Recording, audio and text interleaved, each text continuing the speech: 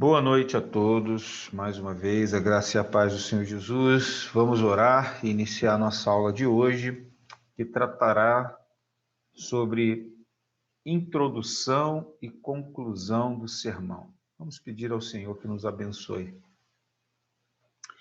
Senhor Deus bendito, muito obrigado pela oportunidade que o Senhor nos concede de estarmos aqui. Mais uma aula, a aula de número 15 do nosso curso.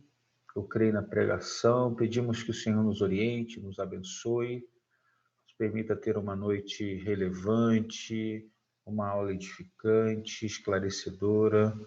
Nos ajude, Senhor, porque precisamos de Ti. Em nome de Jesus, nós oramos. Amém. Amém. Amém.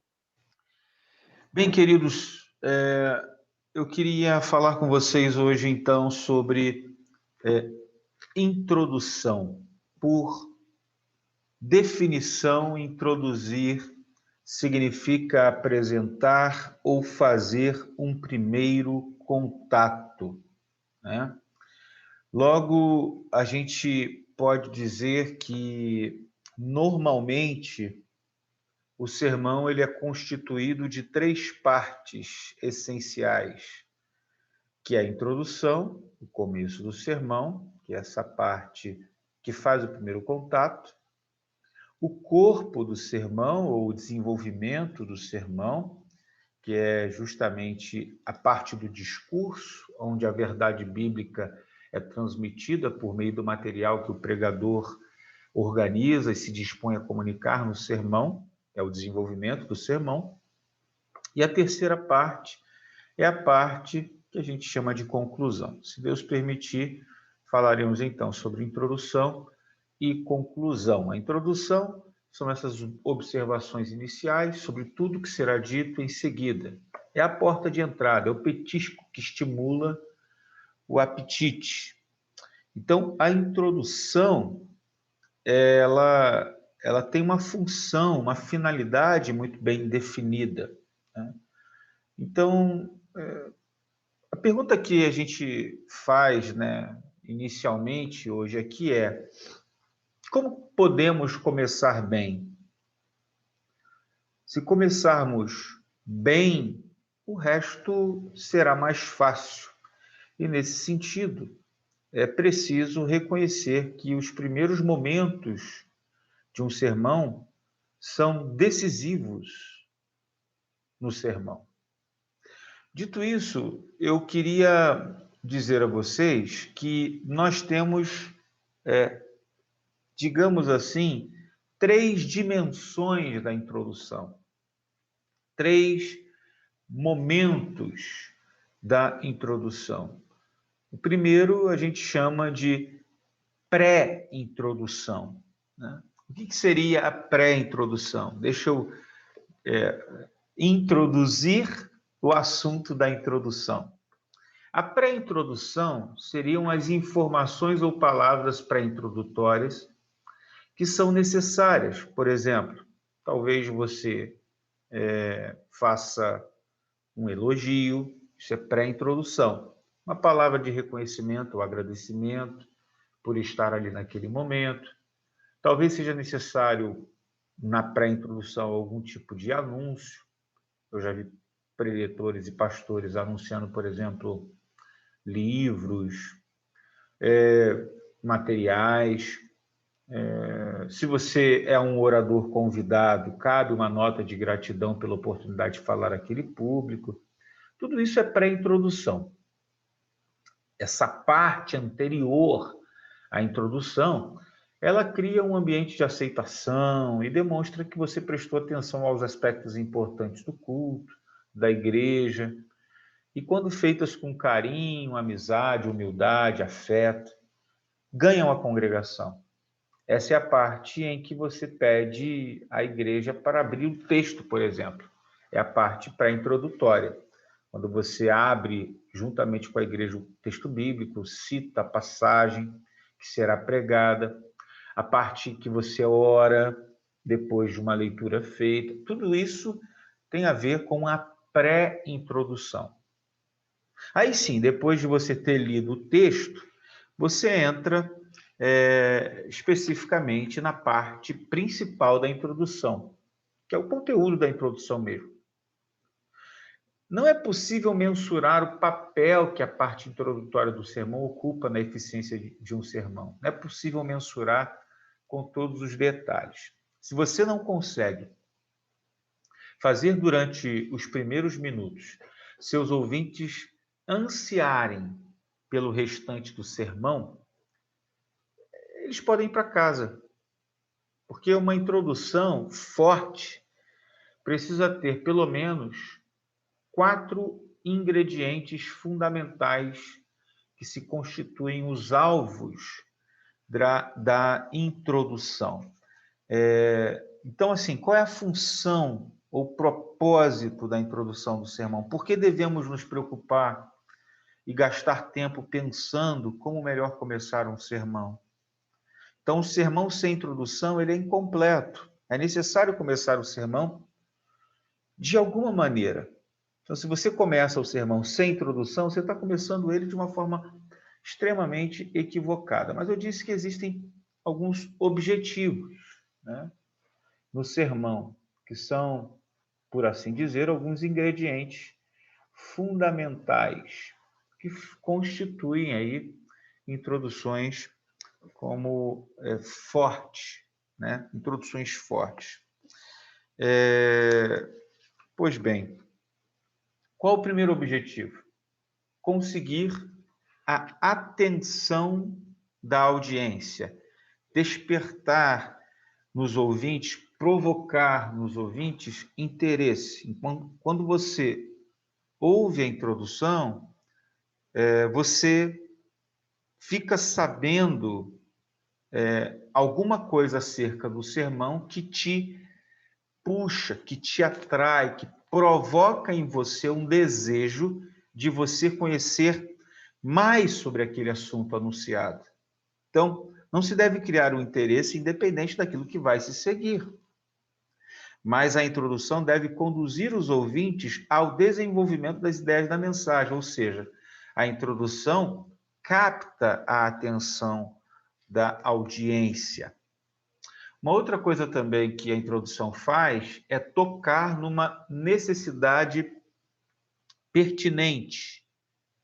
Então, veja você que você prepara os ouvintes para que possam entender e apreciar o tema tratado, porque toca num assunto, fala de algo que, de fato, vai chamar a atenção das pessoas, porque é pertinente para elas, porque fala de uma necessidade delas, ou toca num assunto que envolve essas pessoas.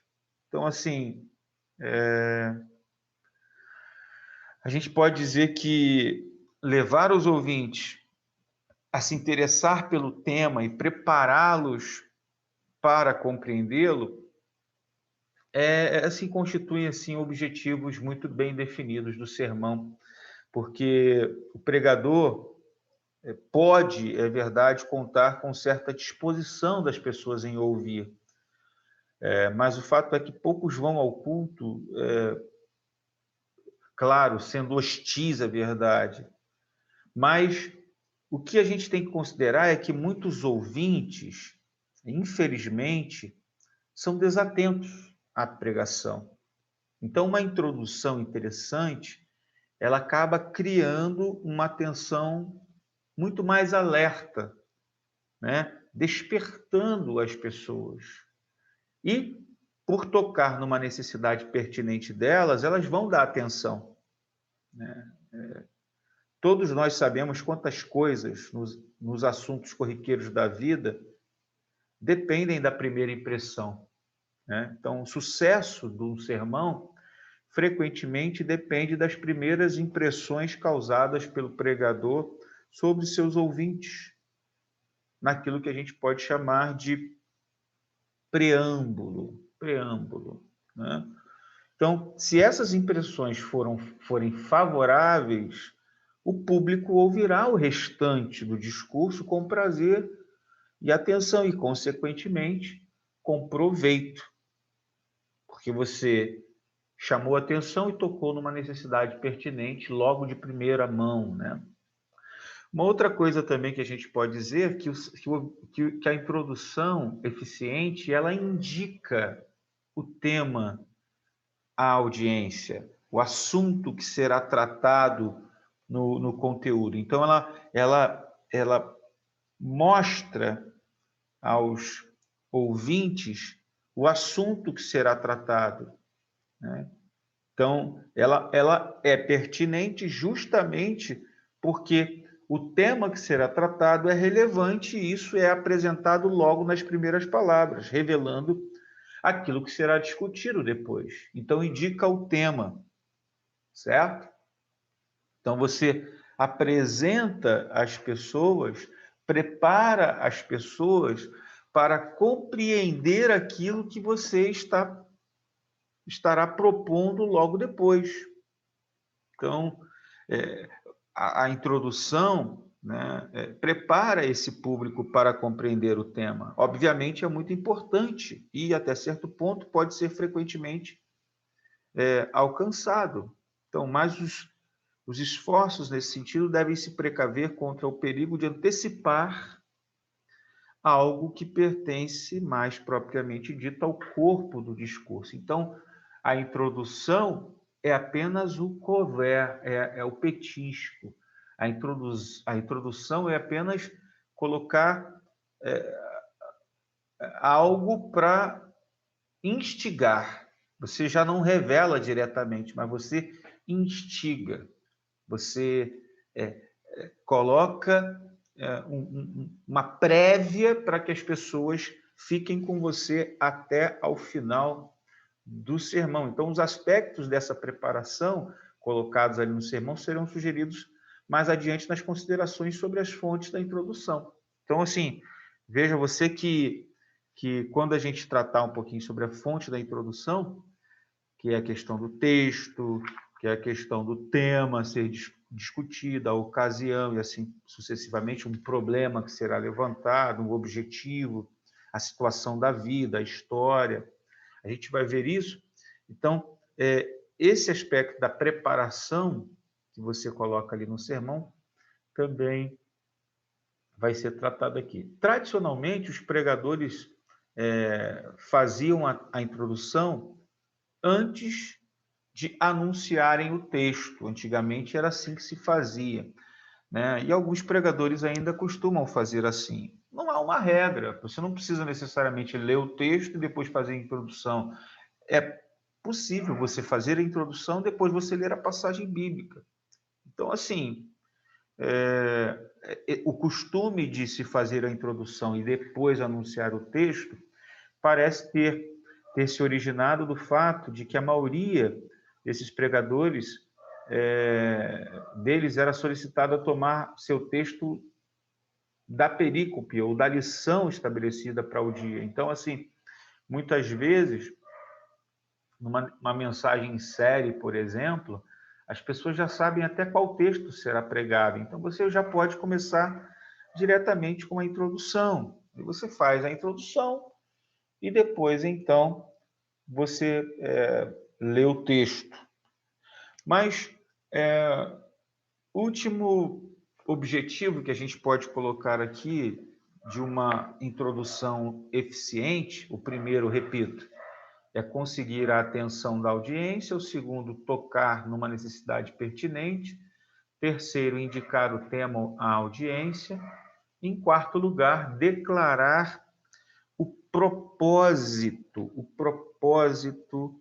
do sermão, ou seja, onde você quer chegar com o seu sermão, né? Então você liga a vida dos ouvintes àquilo de relevante que você vai tratar, né? A ideia do tema, do texto, da mensagem que você vai pregar. Então, na introdução é revelada a ideia básica do sermão e nela inicia-se o contato com o povo e com o texto. Então você mostra onde você quer chegar com aquela mensagem. Quais são qual é o propósito que você quer ou tem, né, com aquela introdução. Então, assim, isso é muito importante que se fale, né? Agora, outra coisa que a gente poderia também destacar aqui a respeito da introdução, antes de falar das fontes, é a questão das características da boa introdução, né? Existem várias características da boa introdução. Por exemplo, você pode dizer que uma boa introdução, uma introdução eficiente, ela deve ser direta, né? Ela não pode ficar fazendo rodeios, ela precisa aí ser bem direta ao assunto. Os ouvintes não devem ser levados a fazer uma viagem de Jerusalém a Roma na introdução. Você não precisa trazer informações muito rebuscadas, detalhadas na introdução. É uma introdução. A introdução não pode ser maior do que o próprio sermão. Então, ela é apenas uma porta, né, que deve conduzir o ouvinte diretamente ao assunto a ser tratado. E qualquer coisa irrelevante a este propósito deve ser rigorosamente eliminado. Então, na introdução não se deve dar voltas ao redor do assunto. Lembre-se que uma introdução que não vai a lugar algum leva os ouvintes para lá, para esse lugar algum. Então, você precisa ser direto, vá direto. Escreva pouco, de forma sintética, né? Vá direto ao assunto. Então, outra coisa, deve ser breve e deve ser proporcional. Vivemos numa época de muita atividade, muita agitação, né? Então, um pastor chamado Mugumba Sobrinho diz que uma introdução longa não só impacienta o auditório, como prenuncia um sermão extenso, o que vai desagradar sobremaneira os ouvintes. Então, não se deve começar um sermão com com algumas palavras que, de fato, vão mostrar para as pessoas que você vai demorar demais, certo? Então, não, você tem que ser objetivo, tem que ser sintético, tem que ser breve, tem que ser proporcional, né?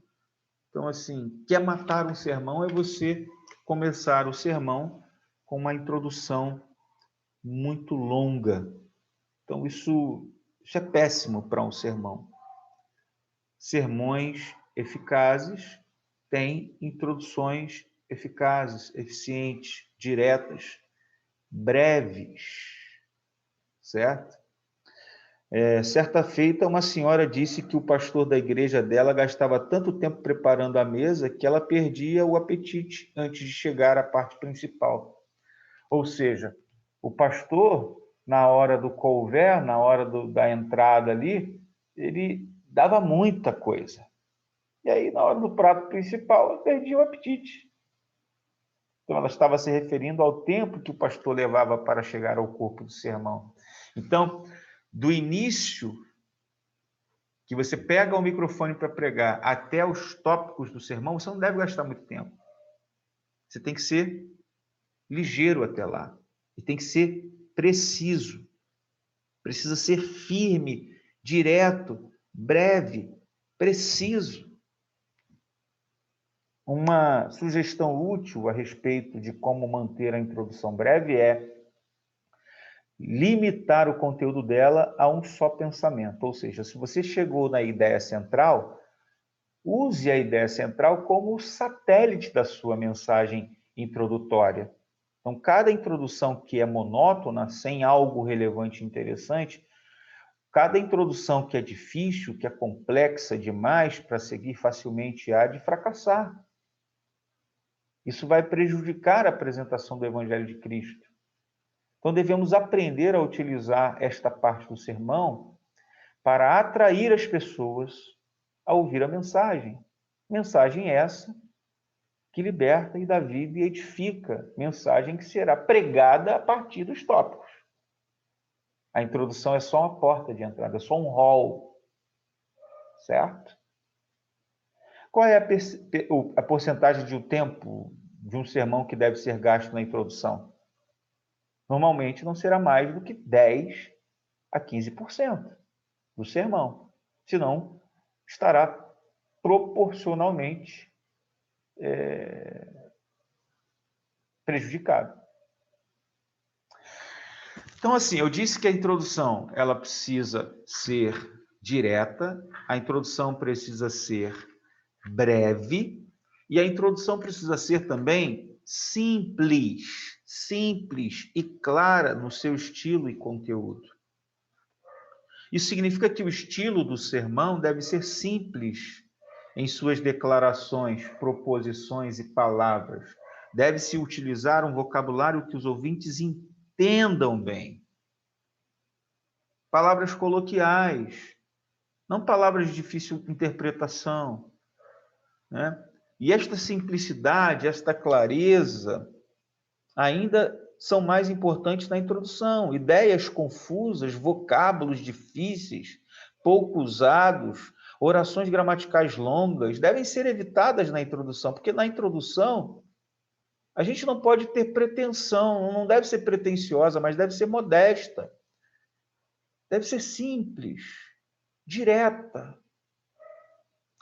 A introdução também deve ser interessante e criadora. É difícil dizer exatamente como fazer isso, mas é importante que ela tenha qualidade de interesse humano. É importante também a personalidade e a aparência do pregador, o tom vocal, a maneira que ele fala, bem como o conteúdo em si. Devemos verificar na experiência quais são as introduções de sermões que a gente já pregou ou que a gente já ouviu alguém pregando e que qualidades são essas que a gente percebe nessas introduções. Fazer testes com novas ideias, estudar as introduções dos mestres do púlpito, isso faz muita diferença.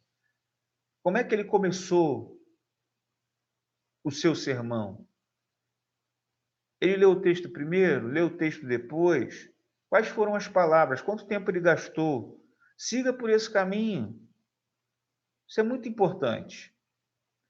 Também é útil verificar as introduções de bons e interessantes artigos de revistas. Parece que não, mas quando a gente lê as introduções, isso ajuda a gente também a compor as nossas introduções escritas, vendo ali os princípios que são aplicáveis aos sermões, é claro, e adaptando. Você pega a introdução de um artigo, por exemplo, vê como é que o autor introduz o assunto, como que ele vai desenvolver, mas como que ele introduz. Em quinto lugar, a introdução deve ser oportuna para a ocasião ou situação em que o pregador pregará, para aquela mensagem específica em que ela será usada. Geralmente, a introdução deve ser exclusivamente adaptada a um sermão específico. Não se usa uma introdução para vários sermões, porque cada sermão tem uma ideia e a introdução ela sempre está baseada nessa ideia. Então, a introdução serve para uma porção de sermões, provavelmente não servirá para nenhum sermão. Se uma introdução que a gente faz para vários sermões, ela não vai servir para nenhum. Então, a gente tem que entender que a introdução ela cabe especificamente para aquele determinado sermão. Em último lugar, a introdução deve ser cortês, deve ser amigável. Nela, o pregador não deve ser negativo, não deve ser agressivo, no sentido de condenar, agredir os ouvintes, mas poderá abrir o coração, ser cortês, ser amável. Então, repetindo, uma introdução, ela precisa ser uma boa introdução. Ela deve ser direta ao assunto, ela deve ser breve e proporcional, ela deve ser simples, clara no seu estilo e conteúdo, ela deve ser interessante, criadora, ela deve ser oportuna para aquela ocasião ou situação em que o pregador pregará determinada mensagem, ela deve ser específica e, em último lugar, ela deve ser cortês. Assim, a gente tem então tem aqui as características de uma boa introdução, uma introdução bem preparada. Se a introdução for improvisada, normalmente ela se tornará imprecisa, ela se tornará obscura, hesitante, impressionando mal os ouvintes, em vez de prepará-los para o corpo da mensagem, com as ideias fundamentais que o pregador quer comunicar, ela vai acabar atrapalhando a pregação. Mas se a introdução tiver as qualidades mencionadas aqui, o sermão começará bem, para a honra, para a glória do nosso Senhor e Salvador Jesus Cristo. Por isso, é importante a preparação da introdução de um sermão. Depois que você tem o corpo do seu sermão, o desenvolvimento dele, o discurso propriamente dito, é importante separar um tempo para preparar a conclusão, para preparar a introdução e preparar a conclusão. É muito importante, ainda que você deixe isso para depois. Como eu disse, quais são as fontes da introdução? Brodus vai dizer que as fontes da introdução são algumas. Primeiro, você pode ter como fonte de sua introdução, são 7 as fontes. O texto, o próprio texto, ou seja, sempre que o sentido do texto exigir explicação, essa explicação pode formar a introdução. Você pode já introduzir o seu sermão com uma breve explicação do texto. Breve, porque o corpo é quem vai explicar de modo mais profundo. Então, assim, uma introdução é recomendável quando uma explicação do contexto puder lançar luz sobre o sentido do texto. E aí você coloca ali aquilo que se chama de subintrodução, aquelas 3 dimensões. Primeiro, pré-introdução, introdução propriamente dita e subintrodução. O que é a subintrodução, pastor Felipe? É o lugar ideal dentro da introdução para se pintar o pano de fundo do texto. É logo depois da introdução geral do sermão, é um link entre a introdução e o corpo do sermão, um momento para definir contextos, ou explicar uma série que você vai pregar. Agora, só faça isso se realmente for necessário e venha ajudar e atingir o propósito do sermão. Se você perceber necessidade de trabalhar a questão de contexto histórico, textual, literário, ou explicar a série de exposições específicas que você vai pregar, use a parte da introdução para isso, mas só se realmente for necessário. Então, a introdução poderá surgir diretamente do texto. Mas é possível também que você tire a sua introdução do tema, da ideia central que será discutida. Não necessariamente do texto como um todo, no seu contexto histórico, tal, mas do assunto. É óbvio que a introdução tem que trabalhar o assunto que será discutido, o tema que será discutido. Mas o que eu estou querendo dizer é que, às vezes, você vai buscar uma introdução que vai atrair você para a pessoa para aquele assunto. Por exemplo, o pregador pode comentar sobre sua relação com algum outro tema. Por exemplo, o gênero do qual o tema é uma espécie, com algum tema oposto ou similar, com um relacionado, e ele pode trabalhar ali alguma coisa relacionada ao tema, ao caso em questão. Eu vou citar um exemplo depois, baseado numa passagem bíblica que a gente vai ler aqui para trabalhar uma introdução juntos. Mas o que eu vou mostrar tem tudo a ver aqui com essa ideia do tema, do assunto central da mensagem, e aí você tira a sua introdução exatamente dali. Ok? Mas a introdução também pode surgir da ocasião. Se o sermão está relacionado a alguma época do ano, por exemplo, ou é pregado em algum encontro religioso especial, relativo a algum ritual ou coisa semelhante, o pregador pode iniciar comentando aquela ocasião. Então, há muitas fontes de introdução. Outra coisa também é um problema, uma necessidade que estará sendo tratado, pode ser a fonte da introdução. Há muitos sermões do tipo problema-resposta ou problema-solução. Então, o problema é declarado logo na introdução. Olha, existe um problema, a gente vai falar sobre esse problema. E aí o seu sermão vai basear-se num texto, obviamente, mas tratando de um determinado problema, que você vai levantar logo na introdução. Então, existem muitas coisas que podem ajudar você na introdução, né? Próprias situações da vida, histórias, né? Uma frase de impacto, uma imaginação, enfim, muita coisa pode servir de fonte para a sua introdução. Mas deixa eu falar algumas coisas que a gente deve evitar quando a gente for preparar e apresentar a nossa introdução. O que a gente tem que evitar? Depois vocês vejam mais uma vez esse vídeo. Eu vou também passar para vocês os slides, embora eu não esteja colocando aqui para a gente ser mais fluido aqui na nossa apresentação.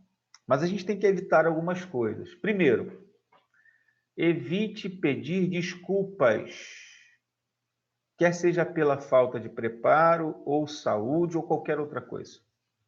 Não peça desculpas. Existe uma falsa modéstia que recomenda que se peça desculpas, que fale com muita humildade, sabe? Uma coisa assim, com um tom de autocomiseração. Mas a verdadeira humildade não tem nada a ver com um pedido de desculpas. Quando houver desculpas, no começo do sermão ou em qualquer parte, faltarão a firmeza, a segurança necessárias para cumprir os propósitos da pregação. Não se deve pedir desculpas por uma indisposição física ou por algo que lhe tenha impedido de fazer um preparo mais adequado do sermão. Não perca tempo com desculpas e ideias negativas associadas a desculpas. Não. O testemunho de muitos pregadores é que eles têm assomado ao púlpito, às vezes, com uma forte dor de cabeça ou uma enfermidade e que tem se fortalecido ao longo da mensagem. Eu cito para os irmãos, por exemplo, nesse domingo que passou, eu estava extremamente cansado, mas extremamente assim, cansado, porque eu fiz a minha mudança no sábado, trabalhei direto, não consegui descansar direito, sábado mesmo à noite estive no culto, domingo de manhã acordei às 6 horas da manhã para preparar minha aula, para dar na escola bíblica dominical, e à noite eu preguei.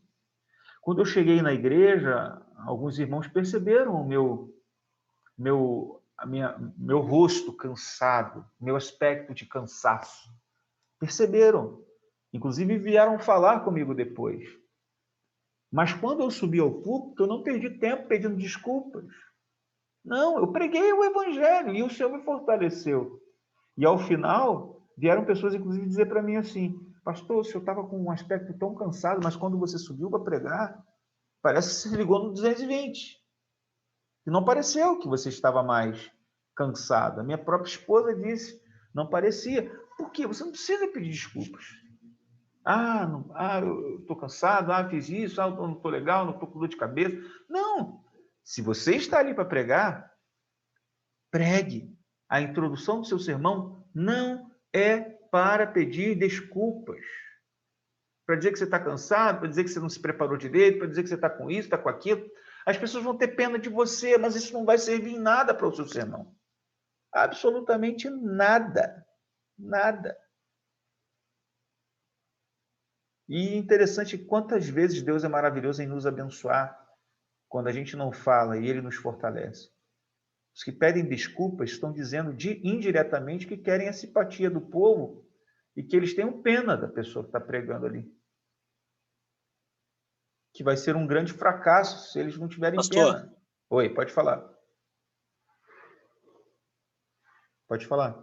E pode até prejudicar, né? Porque o pessoal pode ter um olhar de descrédito para a pessoa que vai pregar. Porque a partir do momento que a pessoa está ali, entende-se que é a vontade soberana de Deus que está promovendo esse tempo para a ministração, para a exposição da palavra dele.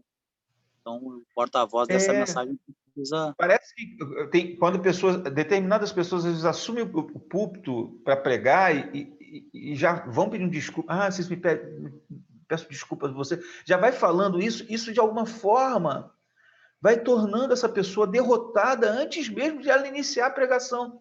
E as pessoas que estão ouvindo vão dizer assim, poxa, o que ele está fazendo então aí? Ele já Gera está um bloqueio nas pessoas, né? Isso, já está demonstrando desqualificado para estar ali. É a mesma coisa do cara chegar para vender um negócio e já chegar dizendo, esse produto, ele não é tão bom, mas atende a tua necessidade, vai atender por um tempo, mas não vai chegar no momento que não vai poder mais usar, tipo, alguma coisa assim. Querendo ou não. É isso aí, é isso aí. Outra coisa que a gente tem que evitar, começar o sermão com alguma coisa comum e trivial, generalidades. Ou seja, quando os sermões começam com uma referência geral a Deus, ao universo, ou à tremenda crise que nos castiga, ou coisa semelhante, ou seja, você fala de generalidades. Creio que muitos pregadores têm começado assim desde os tempos que Noé pregou para os incrédulos, maus antes do dilúvio.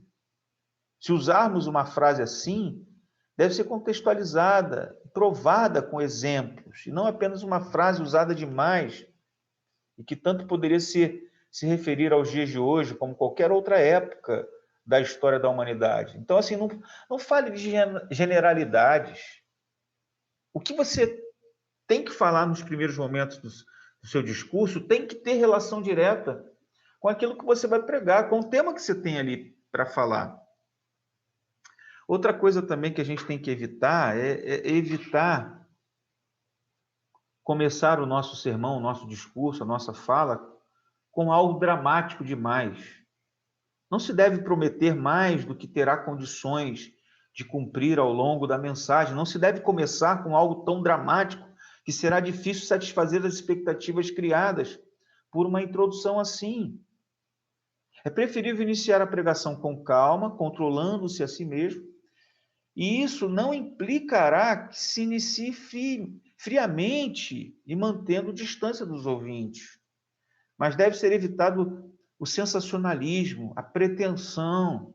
Não se deve fazer a introdução como foi aquela descrita. Desta forma, o pastor fulano começou por fazer um alicerce para um arranha-céu, mas acabou construindo nele apenas um galinheiro. Isso não pode ser assim. A gente tem que começar bem, começar simples, começar devagar, mas apresentando sutilmente o nosso assunto, não prometendo que você não vai conseguir cumprir, não sendo tão dramático. Outra coisa, às vezes a pessoa coloca na introdução do sermão algo que ele não vai usar no corpo do sermão. Apresenta argumentos que não serão usados. Ou o contrário, apresenta argumentos logo na introdução que ele vai desenvolver no corpo do sermão. Ou seja, não é um petisco, ele já está argumentando na introdução, não pode ser assim. Não pode. Via de regra, não é bom dar o esboço das ideias logo na introdução. Ideias essas que servirão de base para o sermão em si. Se disserem em linhas gerais, na introdução, tudo que será apresentado na mensagem, será muito difícil manter a atenção depois, porque você já vai ter colocado tudo para as pessoas na introdução, então elas podem ir para casa. Introdução é só para introduzir. Introdução é só aquele chutinho inicial ali do jogo de futebol. Não é o jogo como um todo, é só o chutinho. É a saída. Pá, só isso. Isso é introduzir. Não é a casa toda, é só o hallzinho de entrada. Tá entendendo? Então a gente não pode sobrecarregar demais a introdução com muitas ideias. Precisamos aprender a eliminar o desnecessário da introdução. Irmãos, às vezes eu gasto mais tempo na introdução do que no próprio sermão, tá? Às vezes eu tiro tanta coisa da introdução, porque eu coloco, falando, tá muito mais, tá demais, tem muita coisa aqui, tem muita ideia. Eu vou lá, vou cortando, até que eu consiga sintetizar bastante a introdução. Sabe? Então, eu preciso tirar o que é desnecessário, o que é supérfluo da introdução e deixar que o corpo do sermão fale mais do que a própria introdução. Uma outra coisa que eu gostaria também de falar, gente, que embora as pessoas, alguns podem discordar ou não de mim, mas o fato é que a gente tem que evitar ficar contando piadas ou historinhas jocosas na introdução, só para fazer o povo rir. Sabe? Tem muita gente que faz isso. Eu sei que há pessoas assim, porque as pessoas de hoje são muito caxias, muito sérias demais, não há espaço para piada, para anedota, para historinhas jocosas. Pessoas são muito religiosas demais, muito fechadas demais. Mas o fato é, gente, que não há necessidade de cultivar essa arte na pregação. Deixa isso para os stand-up comedies. Não é papel de pregador, gente. Deixa isso para os palhaços nos circos, né? Para aqueles que trabalham na televisão, em programa de humor. Deixa isso para eles. É o ganha-pão deles. Eles têm o ganha-pão deles com piadas, histórias jocosas. Nós não, pregadores não. Não pense como alguns que devem começar sempre contando a última piada do momento, que nada tem a ver com o sermão, já começa falando uma piadinha. Não! Alguns fazem assim porque acham que é a melhor forma de ganhar e prender a atenção das pessoas. Não precisamos disso. Em vez disso, você às vezes quer causar uma boa impressão. Quando eu falo você, eu falo a pessoa, né? Quer causar uma boa impressão e acaba causando uma impressão equivocada, né? Então as pessoas têm uma visão a respeito do pregador equivocada, né? Que não tem nada a ver com o que de fato ele vai tratar no seu sermão. Então isso é muito importante, né? Então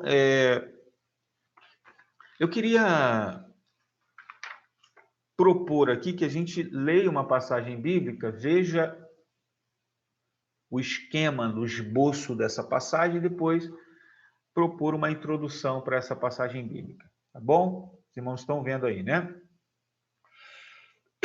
Eu vou colocar aqui o texto. Vocês estão conseguindo ver? Sim, eu Tem. sim. Eu acho que coloquei o errado aqui, peraí.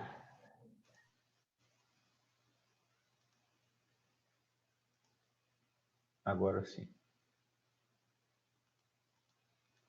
Vou aumentar aqui.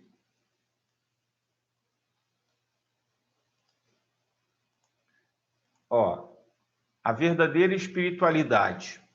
Marcos 7, verso 1 a 23.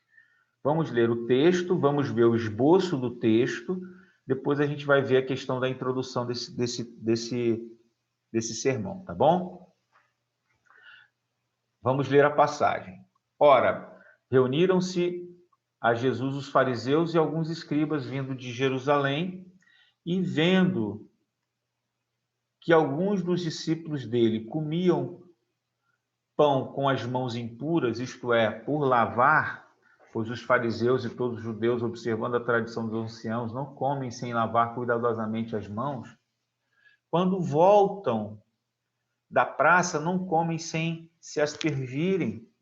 E há muitas outras coisas que receberam para observar, como a lavagem de copos, jarros e vasos de metal e camas. Interpelaram os fariseus e os escribas: por que não andam os teus discípulos de conformidade com a tradição dos anciãos, mas comem com as mãos por lavar? E responderam-lhes: bem profetizou Isaías a respeito de vós, hipócritas, como está escrito: este povo honra-me com os lábios, mas o coração está longe de mim. E em vão me adoram, ensinando doutrinas que são preceitos de homens. Negligenciando o mandamento de Deus, guardais a tradição dos anciãos. E disse-lhes Ainda, jeitosamente rejeitais os preceitos de Deus para guardares a vossa própria tradição. Pois Moisés disse, honra teu pai e a tua mãe, e quem maldisser a seu pai ou a sua mãe seja punido de morte. Vós, porém, dizeis, se um homem disser a seu pai ou a sua mãe, aquilo que poderias aproveitar de mim é corbã, isto é, oferta para o Senhor, então o dispensais de fazer qualquer coisa em favor de seu pai ou da sua mãe, invalidando a palavra de Deus pela vossa própria tradição que vós mesmos transmitistes, e fazeis muitas outras coisas semelhantes. Convocando ele de novo a multidão, disse-lhes, ouvi-me todos e entendei. Nada há fora do homem que, entrando nele, o possa contaminar, mas o que sai do homem é o que o contamina. Se alguém tem ouvidos para ouvir, ouça. Quando entrou em casa, deixando a multidão e os seus discípulos, o interrogaram acerca da parábola. Então lhes disse, assim vós também não entendeis? Não compreendeis que tudo que de fora entra no homem não o pode contaminar, porque não lhe entra no coração, mas no ventre, e sai para o lugar escuso? E assim considerou ele puros todos os alimentos, e dizia, o que sai do homem, isto é, o que o contamina. Porque de dentro do coração dos homens é que procedem os maus desígnios, a prostituição, os furtos, os homicídios, os adultérios, a avareza, as malícias, o dolo, a lascívia, a inveja, a blasfêmia, a soberba, a loucura. Ora, todos estes males vêm de dentro e contaminam o homem. Amém.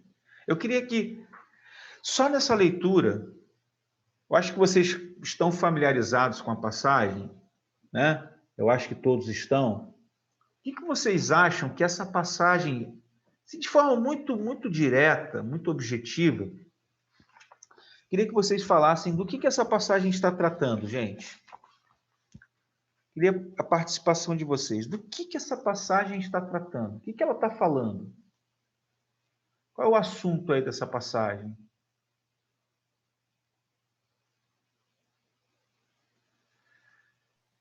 O que vocês observam nessa passagem bíblica aí? Eu acho que ela fala sobre sentimentos, né? Como está o coração ali da pessoa, como essa pessoa está reagindo ali a alguns problemas. Sentimentos, ok. Coração, sentimentos, como ela está reagindo. Eu iniciaria fazendo uma pergunta, irmãos, como está seu coração? Né? Levando para assim, ainda vamos segurar um pouquinho essa questão da introdução por enquanto. Vamos só pensar no assunto, tá? Do texto. Como é que o assunto inicia? O que está acontecendo no início desse assunto? Que é um assunto narrativo, né, Fernando? Como a gente tem falado, existe um cenário inicial, um problema que é gerado, um clímax, uma resolução de problema e um novo cenário. Qual é o assunto principal aí? Como que esse assunto se desenvolve? Como é que ele inicia ali? O que está acontecendo inicialmente? Por uma divergência ali, né, dos fariseus com os seguidores de Cristo ali. Uma divergência, exatamente. A divergência ela se dá em torno do que exatamente? O que está acontecendo? De hábitos, de comportamentos. Isso. Alguns fariseus e escribas, vindos de Jerusalém, né?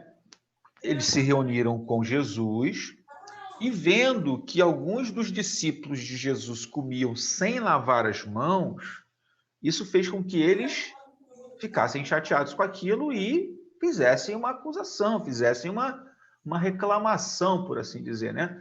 Porque havia uma tradição dos anciãos que eles não poderiam comer sem lavar cuidadosamente as mãos, né? Então, quando eles voltavam das praças, quando eles faziam qualquer outra coisa, havia uma tradição, uma lei tradicional, né? Religiosa, inclusive, não era só de lavar as mãos por higiene, concordam? Sim. Ok? Não era só uma questão de higiene, é uma questão de cerimonial, de uma liturgia cerimonial, de uma prática cerimonial. Lavar as mãos tinha a ver com lavar-se das impurezas. Ok? Tudo bem? E aí eles não percebem isso nos discípulos, concordam? Os fariseus e escribas, ok? E isso gera um conflito. Até ali tudo bem, mas eles geram um conflito a partir do momento que eles reclamam, concordam? E eles reclamam dizendo o quê? Olha, os discípulos, eles interpelaram, né? Os fariseus e escribas interpelaram Jesus. Por que não andam os teus discípulos de conformidade com a tradição? Por que eles não? Por que eles comem sem lavar as mãos antes das refeições? Como é que a gente percebe ali o clímax do problema? Jesus respondendo. Como é que Jesus responde, gente? Bem profetizou Isaías a respeito de vocês, hipócritas, como está escrito, este povo honra-me com os lábios, mas o seu coração está longe de mim. Em vão me adoram, ensinando doutrinas que são preceitos de homens. Veja você, meu querido, meus queridos, que Jesus ele dá aqui o tom da conversa. Que a conversa que eles estavam tratando dizia a respeito da questão que tinha a ver com adoração, com culto, com espiritualidade. Ou seja, eles se achavam mais espirituais que os discípulos porque eles lavavam as mãos. Eles reduziram a espiritualidade a preceitos humanos, a questão de exterioridades, trivialidades, tradição. Tá entendendo? Tá vendo que o negócio vai começando a tomar cor para a gente? Vai começando a ficar mais claro para a gente? O assunto ali é espiritualidade. Os fariseus e escribas estão discutindo com Jesus, acusando os discípulos de falta de espiritualidade. Só que Jesus, quando ouve a reclamação e a acusação deles, o que Jesus fala? Vocês são hipócritas. Vocês são hipócritas. Vocês me honram com os lábios, vocês honram a Deus com os lábios, mas o coração de vocês está longe de Deus. Jesus refuta. Jesus descreve o caráter deles. Jesus revela a inversão de valores deles. Jesus aponta os desvios deles. E aí Jesus fala dos preceitos eternos que contrariam os preceitos humanos e temporários, triviais da tradição. Olha que coisa maravilhosa, gente. Jesus está falando, aí você vê ali a partir do versículo 14, Jesus falando sobre os preceitos de Deus. Aí ele convoca a multidão, né? De novo, e diz à multidão: ouvi-me todos e entendeis. Nada há fora do homem que, entrando nele, o possa contaminar. Mas é o que sai do homem que o contamina. Se alguém tem ouvidos para ouvir, que ouça. Só que aí os discípulos não entenderam. E entrando ele em casa, deixando a multidão, os discípulos perguntaram o que significava aquilo, aquela parábola. E não entenderam. Aí Jesus disse: vocês também não entenderam? Não compreendem que tudo que de fora entra no homem não pode contaminar, porque não lhe entra no coração, mas apenas no ventre, e sai para o lugar escuso? E assim Jesus considerou puro todos os alimentos. E aí ele continua. Ele diz de uma forma muito clara: o que sai do homem é o que o contamina, esclarece aquilo ali. Ele fala da verdadeira pureza, que tem a ver com o coração e não com o estômago, e dos grandes males que procedem do coração, e não do ambiente exterior, mas sai de dentro do ser humano. 6 ações pecaminosas e pecados que retratam o estado do coração: prostituição, furto, homicídio, adultério, avareza, malícias, dolo, lascívia, inveja, blasfêmia, soberba, loucura, enfim. Jesus fala de tudo isso para falar da verdadeira espiritualidade, que não tem como base a tradição de homens, mas os preceitos eternos de Deus. Esse é o assunto. Ok? Então, como é que eu devo introduzir esse sermão? Tendo por base esse assunto que é tratado aqui nesse texto, como que eu posso introduzir esse sermão?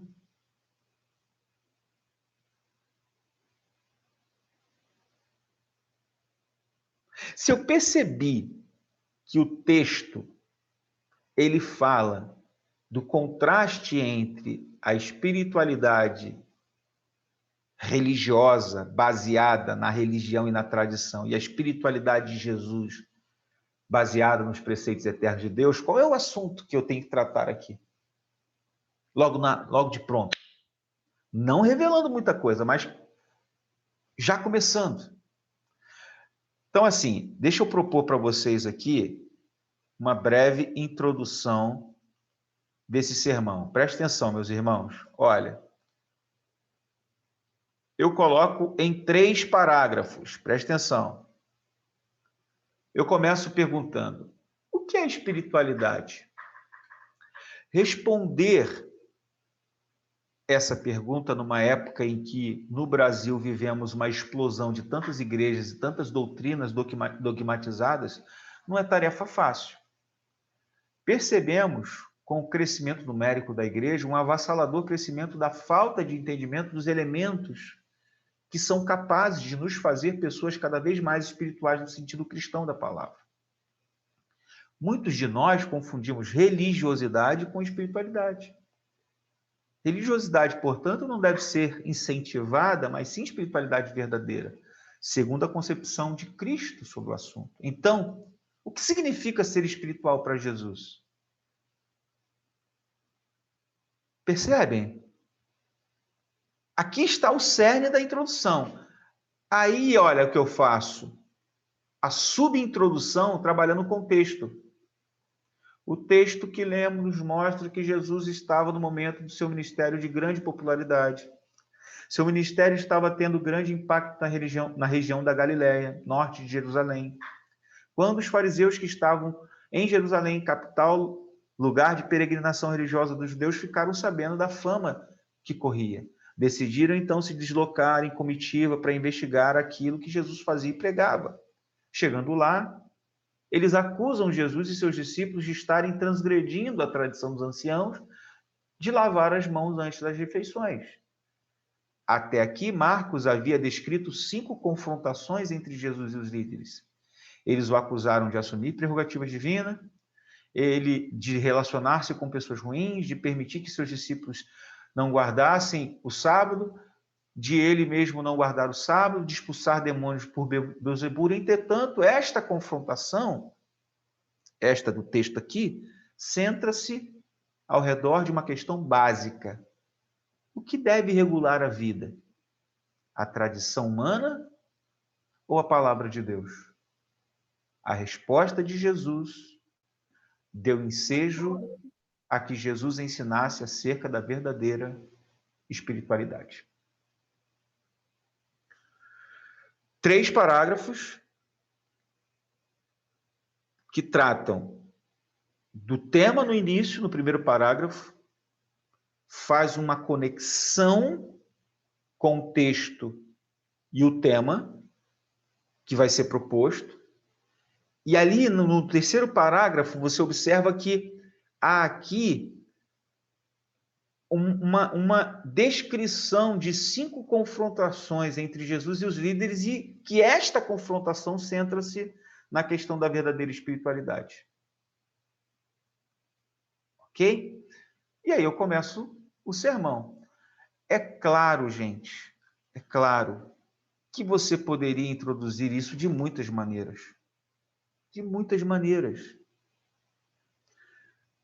Mas o que a gente está querendo passar para vocês é o seguinte: nós precisamos nos preparar para iniciar o sermão.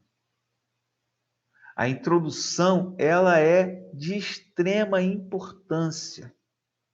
Extrema importância. Independente da forma como você vai iniciar, você precisa pensar. Tem que ter relação direta com o assunto que você vai tratar. Você pode fazer uma breve introdução também do próprio texto. É até bom que se faça isso. Você vai tratar de uma carta de Paulo, por exemplo, você pode falar da ocasião em que ele escreve, do contexto, enfim. É muito importante que se faça isso. Alguma pergunta até aqui, gente? Pastor? Pode falar. Eu gosto de pregar em sequência, né? É errado a gente fazer uma breve ligação com a pregação anterior? Não, não. Deve ser feito. Deve ser feito. Mas isso é elemento que a gente chama de subintrodução ou pré-introdução, tá? Então, só para linkar e também para Isso, quem ao não que você esteve no falou. culto anterior, se Exatamente. ligar na sequência da palavra. Exatamente. Então, Você tem uma introdução que é específica daquele sermão que você vai ensinar, daquele sermão que você vai pregar. No entanto, você pode fazer um link. Ou você faz na pré-introdução, ou você faz na subintrodução, que é aquela parte final da introdução. Né? Hoje falaremos sobre isso, semana passada falamos sobre isso, mas hoje a gente vai falar e reforça. Tranquilo, sendo que beleza. Paulo falou no capítulo anterior, no versículo anterior. Justo, os textos que antecederam e tal, falaram sobre isso e tal. Beleza. Até, algumas vezes a pessoa não vai no culto, né, para não pegar ali no meio do assunto. Isso, no ar, exatamente, no ar. Ok. É de extrema importância. De extrema importância. Beleza. Quando se prega lectio contínua, né, que é essa pregação em série, é muito importante que se faça essa pré-introdução. Muito importante. Alguma coisa que os irmãos queiram colocar? A gente vai falar agora sobre conclusão. Conclusão. Concluindo o sermão. Nós temos 3 slidezinhos para falar de conclusão. Então, nós estamos chegando aí à parte final da nossa aula. Eu queria saber se existe alguma coisa que os irmãos queiram perguntar, falar, para a gente passar para essa parte final.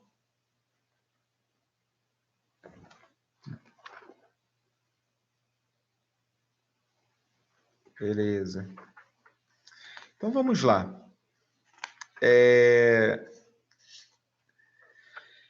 Depois que a gente introduz, que a gente desenvolve o nosso discurso, chega a parte da conclusão, que é basicamente a finalização do sermão, né? Conclusão ou conclusões seria exatamente finalizar, chegar ao fim, fechar, né? Isso são expressões que descrevem o que significa a palavra concluir. É finalizar, chegar ao fim, é fechar. Então, a maioria dos estudantes de pregação concordará que este é o aspecto mais facilmente negligenciado da proclamação. Porém, assim como um atleta necessita concluir com muita energia ao fim de uma competição, o pregador deve dar o melhor de si nos momentos finais da mensagem. Na verdade, a mensagem ela vai para um platô, para um clímax que a gente tem que chegar. A gente tem que terminar bem, concluir bem. Não pode concluir como se estivesse pedindo arrego, pedindo para terminar logo, para acabar logo, vamos correr para terminar. Não, não pode ser assim. Uma conclusão ela deve estar associada diretamente ao resultado final que o texto bíblico requer da audiência. Então, assim, alguns propósitos múltiplos para uma conclusão também são possíveis por causa das diversas necessidades entre os ouvintes. Comumente, um ou mais propósitos ajudarão a desenvolver uma conclusão. Primeiro, rever ou sumarizar o conteúdo da mensagem na conclusão. Você pode explicar a aplicação do sermão. Você pode exortar a audiência a obedecer ao apelo que o sermão faz, que o sermão apela aos ouvintes. Você também pode evocar algum tipo de decisão para marcar o início da obediência requerida. Isto deve ser observado como parte de todas as mensagens, o que se requer do ouvinte. Você pode, na conclusão, encorajar, confortar ou, de alguma outra maneira, edificar o rebanho com a mensagem. Estes propósitos podem normalmente ser atingidos de modo direto. Podem também ser construídos em uma história de vida ou em uma oração. Um cuidadoso exame deve ditar os meios mais eficazes. Então, a gente precisa terminar bem também. A conclusão é muito importante. Agora, a gente não pode acrescentar material novo à conclusão. A gente tem que concluir. Já viu aquele pregador que você fala que é para concluir, aí você vê o cara colocando mais material, mais assunto, mais argumento, e nunca chega à conclusão. Para concluir, agora sim, agora eu vou concluir. E continua falando, e não para de falar. Meu Deus, a conclusão é para concluir, não é para acrescentar material novo. A gente tem que fazer uma conclusão clara e específica. Fazer com que a nossa conclusão reflita as demandas da passagem que a gente acabou de pregar. Não podemos prolongar a conclusão, especialmente com apelos, com decisões, usurpando assim o papel do Espírito Santo no apelo. Tem gente que não conclui o sermão, fica fazendo apelo, que vira uma apelação. Não estou dizendo que não caiba o apelo, gente. Não estou falando que tem que ser... Eu, pelo menos, não vejo dessa forma, que tem que ser necessariamente obrigatório. Mas se você entende que tem que ser, faça de forma breve, deixe que o Espírito Santo trabalhe. Não é você que convence. É o Espírito. Não é por força, não é por violência, mas é pelo Espírito. Então, seja direto, seja breve. A regra geral, os homiletas dizem que uma conclusão não pode durar mais do que 5 minutos. Tá? Então, quando a gente iniciar a conclusão, a gente tem que evitar voltar à mensagem novamente, a falar de novo a mensagem. A gente tem que direcionar a conclusão para levar as pessoas à mudança em sua crença, em seu comportamento, em sua atitude, em sua missão. Então, tente concluir com algo que atinja a todos, descrentes, crentes, cristãos jovens, cristãos mais maduros. Conclua de uma forma retumbante. Mas isso exige preparação também, né? Então, a ideia da conclusão deve estar na mente do pregador durante todo o processo da preparação do sermão. E depois que ele fecha o seu sermão, constrói a introdução, ele tem que concluir. Uma pergunta pertinente é como o resultado da mensagem desta noite, que mudanças Deus quer em minha vida e na vida das pessoas que estão me ouvindo. Então, como fins de processamento e estabelecimento de princípios, a conclusão deve começar a tomar forma no pensamento do pregador, respondendo essa pergunta. Então, assim, como resultado, o que Deus espera? E à medida que se aproxima o fim do sermão, comece a afunilar, a focar no ponto-chave da conclusão. Qual é o que Deus espera, o que Deus requer da gente como resposta à pregação. É muito importante que a gente conclua bem também. Porque a conclusão, ela completa o sermão. Ela integra as várias camadas do sermão. Ela recapitula a proposição central do sermão. Ela soluciona questões que ficaram, às vezes, em aberto e convida os ouvintes a obedecer a palavra. Às vezes, na conclusão, você tem a aplicação. Se você não faz a aplicação em todos os pontos, é na parte da conclusão que você encontra a aplicação. E se a aplicação não foi espelhada pelo sermão como um todo, a conclusão precisa separar tempo para isso. A conclusão é o movimento final do sermão que vai crescendo até o clímax, até o auge, e o pregador repete ou reafirma a proposição central, para concentrar novamente os pensamentos dos ouvintes no que Deus espera deles. Então, a conclusão terá dois aspectos importantes: coesão e solução. Coesão, que a audiência agora ouve em termos concisos todos os pontos importantes do sermão, então há uma síntese ali, há algo que você espreme. Eu costumo brincar, né, usar uma expressão, é o que eu levo para casa. Eu tenho essa expressão, né? Então, de tudo que a gente ouviu hoje, o que a gente leva para casa? E aí, a solução é a audiência agora tem sentimento de que o destino anunciado no propósito, da introdução lá, agora foi alcançado. Porque a conclusão fechou.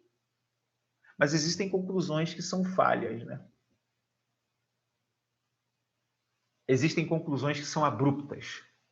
O camarada está falando, de repente, vamos orar para concluir. As pessoas, ele não concluiu? É a pregação que simplesmente para. Pá! Não teve um anúncio de um término. Não teve uma conclusão de fato. A pessoa deixou a desejar essa parte do sermão. Ou aquelas que dão indicações imprecisas e enganosas, aquelas que nunca terminam, como eu falei, aquelas que introduzem novos assuntos, como eu disse, aquelas que são mais longas que os pontos do sermão, aquelas que terminam antes de chegar ao fim, aquelas que expressam cansaço, exaustão. Isso não pode acontecer. Conclusões precisam ser habilidosas, precisas. Então, faça reafirmações, faça resumos, aplique, traga as implicações entremeadas de estratégias pessoais, de obediência à palavra pregada. Talvez você conclua com uma ilustração, com uma história que encerra bem a verdade ensinada na pregação. Agora, sempre responda as perguntas: e daí? E agora? O que eu faço para viver tudo isso? Tais perguntas causam maior impacto na conclusão. As conclusões habilidosas são aquelas que tomam de assalto as fortalezas da vontade. As conclusões são importantes porque elas desafiam as pessoas, os ouvintes, a não só memorizarem ou guardarem o que foi falado no sermão, mas a aplicarem nas suas próprias vidas. A trazer todos aqueles princípios como desdobramentos de vida. Isso se faz na introdução, na conclusão, ou na aplicação ou na conclusão. E a conclusão, ela fecha tudo isso. Alguma pergunta, gente? Alguma coisa que vocês queiram colocar?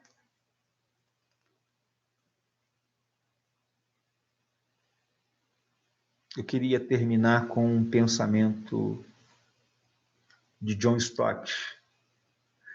John Stott, encorajando a excelência da pregação, ele disse: lembra a gente que é um enorme privilégio ser chamado para pregar no mundo contemporâneo.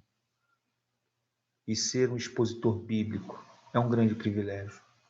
Significa ser chamado ao púlpito trazendo nas mãos a palavra de Deus e o Espírito de Deus em seu coração. O povo de Deus diante de seus olhos, esperando com expectativa que a voz de Deus seja ouvida e obedecida. É neste grande privilégio que a gente encontra uma grande responsabilidade igualmente importante. Todos nós precisamos realizar nossa sagrada tarefa de exposição no mais elevado nível de excelência. Uma excelência que se estende também às nossas introduções e às nossas conclusões dos sermões. Não só o corpo do sermão tem que ser excelente, mas também as introduções e as conclusões. Enfim, todo o sermão tem que ser excelente. Amém?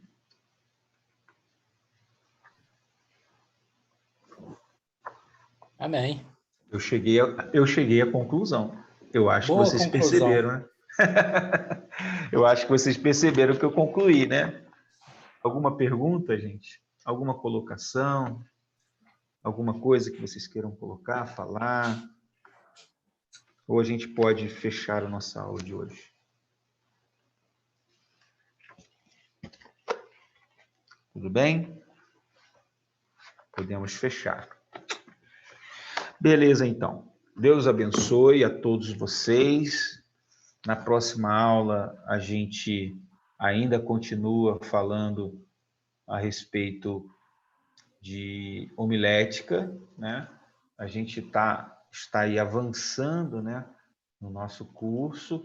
A aula de número 16, ela fala sobre aplicação, né?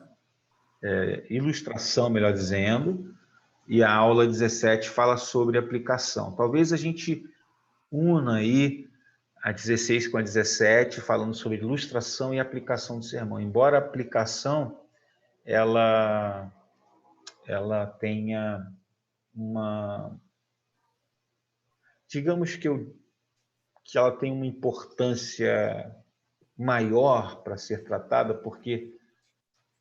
do que a ilustração, porque a aplicação também é algo que é muito negligenciado por determinados pregadores. Mas vamos ver se a gente consegue sintetizar as duas coisas numa aula só: ilustração e aplicação. Ilustrações vívidas e aplicações penetrantes e impactantes. Amém? Amém. Deus abençoe a todos, uma ótima noite, fiquem com Deus, tá? E eu vou estar passando para vocês tanto o material do slide como também o nosso vídeo.